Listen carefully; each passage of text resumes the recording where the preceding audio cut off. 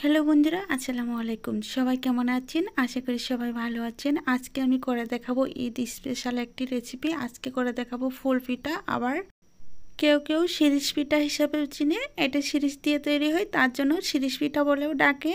তো আজকে আমি খুব সহজভাবে এই রেসিপিটি শেয়ার করে দেখাবো, আর খুব অল্প সময়ে কীভাবে ঝটপট এই রেসিপিটি তৈরি করে নিতে হয় তা আমি দেখিয়ে দেব। আর প্রতি ঈদেই যদি এরকম একটা ফুল পিঠার রেসিপি তৈরি করে রাখেন তাহলে কিন্তু মন্দ নয়। তো এরকম হাতের তৈরি পিঠাগুলো কিন্তু খেতে ভালোই লাগে। তো কথা না বাড়িয়ে আমরা মূল রেসিপি দিকে চলে যাচ্ছি, ততক্ষণ সাথেই থাকবেন।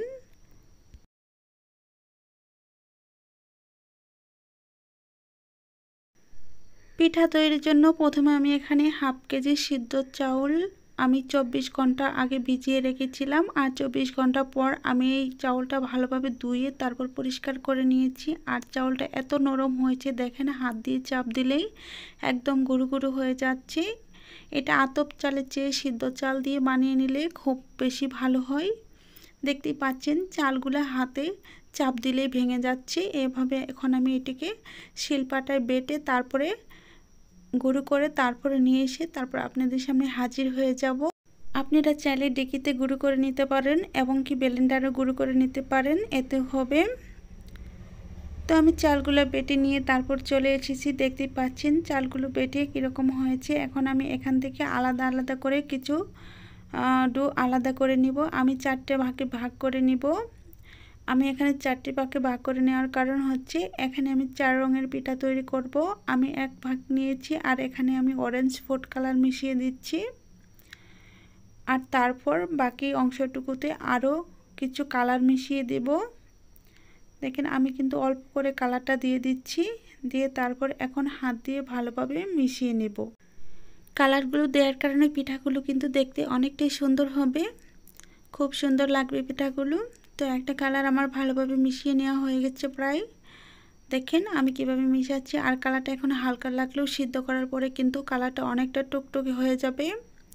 তো দেখেন আমি একটা কালার মিশিয়ে নিয়েছি, আর বাকি কালারগুলো আমি একইভাবে মিশিয়ে তারপরে দেখাচ্ছি। দেখেন কিভাবে মিশাচ্ছি। তারপর কিছু অংশতে গ্রিন কালার মিশিয়ে নিয়েছি। দেখতেই পাচ্ছেন আমি কোনো কালারই কিন্তু একবারে গাঢ় করে দিচ্ছি না, কারণ হালকা করে দেওয়ার কারণে হচ্ছে সিদ্ধ করার পরে অনেকটা টুকটুকে হয়ে যাবে। তারপরে দিয়েছি গোলাপি কালার। গোলাপি কালার দেওয়ার পর আমি কিছুটা সাদা রেখে দিয়েছি। তারপরে এখানে আমি নিয়েছি কলা পাতা, আর আপনারা চাইলে প্লেটের উপর বানিয়ে নিতে পারবেন। কলা পাতাতে সিদ্ধ করলে পিঠাগুলো অনেক সুন্দর হবে, আর কলা পাতাতে সিদ্ধ করলে পিঠাগুলো একদম ভেঙে যাওয়ার চান্স থাকবে না। তো চলুন কথা না বাড়িয়ে আমরা এখন পিঠা তৈরি করি। তো আমি পিঠা তৈরি করার জন্য এরকম একটা সিরিঞ্জ নিয়েছি। আমি ছোটোটা নিয়েছি, আর আপনারা চাইলে বড় সাইজের সিরিঞ্জটাও নিতে পারেন। তো এখন সিরিঞ্জটা খুলে তারপর আমি ভিতরে একটু করে ডো ভিতরে নিয়ে নিব। নিয়ে নেওয়ার পর তারপর আমি পিঠাটা তৈরি করে নিব। দেখেন আমি কিভাবে পিঠার ডোটা ভিতরে দিচ্ছি। তো দেওয়া হয়ে গেছে, এখন আমি পিঠাটা তৈরি করে নিব। দেখেন আমি কিভাবে নিচ্ছি। তো আমি একটা কলা পাতার উপরে পিঠাটা তৈরি করে নিচ্ছি। দেখেন একদম মেহেদি দেওয়ার মতো করে পিঠাটা গড়িয়ে গড়িয়ে একটা ফুল আকার করে নিচ্ছি। আবার বলতে পারেন জিলাপি পেঁচের মতো করে আমি পেস্টটা দিয়ে দিচ্ছি। এইভাবে যেভাবে আপনারা তৈরি করতে চান ঠিক সেভাবে তৈরি করা হয়ে যাবে। আমি আপনাদের সুবিধার্থে আরেকটা পিঠা তৈরি করে নিচ্ছি। আর এই পিঠাটা তৈরি করা কিন্তু একেবারে সহজ পিঠা। আপনারা চাইলে প্রতি ঈদে এরকম একটা পিঠা রেসিপি রাখতেই পারেন। আর আমাদের এদিকে প্রতি ঈদেই এগুলো বানানো ধুম পড়ে যায়। তো দেখেন আমি সবগুলো পিঠা একইভাবে বানিয়ে নিয়েছি। আমি সবগুলো কালারই ঠিক সেমভাবে বানিয়ে নিয়েছি, শুধু একটু বড় ছোট করে বানিয়ে নিয়েছি। আপনারা চাইলে ছোটও বানাতে পারেন বা বড়। এখন আমি চুলায় চলে যাব পিঠাগুলো সিদ্ধ করার জন্য। আমি চুলায় একটা কড়াই বসিয়ে রেখেছিলাম, আর এখানে পর্যাপ্ত পরিমাণে পানি দিয়ে দিচ্ছি। পানি দেওয়ার পর এখানে আপনারা চাইলে কোনো জালিযুক্ত শাকনার উপরেও সিদ্ধ করে নিতে পারেন। আমি শাকনার উপর সিদ্ধ করব না, আজকে নতুন পদ্ধতিতে পিঠাগুলো সিদ্ধ করে নিব। আমি কিছু খড় নিয়ে নিয়েছি, ধানের খড়, আর এগুলোকে আমি একটু ভাপিয়ে নিয়েছি। ভাপিয়ে নেওয়ার পর খড়ের উপর আমি একটা করে কলা পাতার পিঠা দিয়ে দিব। এখন আমি কিছুক্ষণের জন্য ঢেকে দিব, 2 থেকে 3 মিনিটের জন্য ঢেকে দিব। 2 থেকে 3 মিনিট ঢেকে দেওয়ার পর খুলে দেখব পিঠাটা একদম সিদ্ধ হয়ে গেছে। দেখেন আমি 2-3 মিনিট পর ফিরে এসেছি আর দেখেন পিঠাটা কত সুন্দর সিদ্ধ হয়ে গেছে আর কালারটাও কত চকচকে হয়ে গেছে। এই রংটা সিদ্ধ করার পর অনেকটা গাঢ় হয়ে যায়। এখন আমি কলা পাতার দুটি সাইড ধরে পিঠাগুলো তুলে নেব। আমি একইভাবে আরও কিছু পিঠা সিদ্ধ করে দেখাচ্ছি কেমনভাবে আমি সিদ্ধ করছি। তারপর আমি এটা এখন 2 মিনিটের জন্য ঢেকে দেব।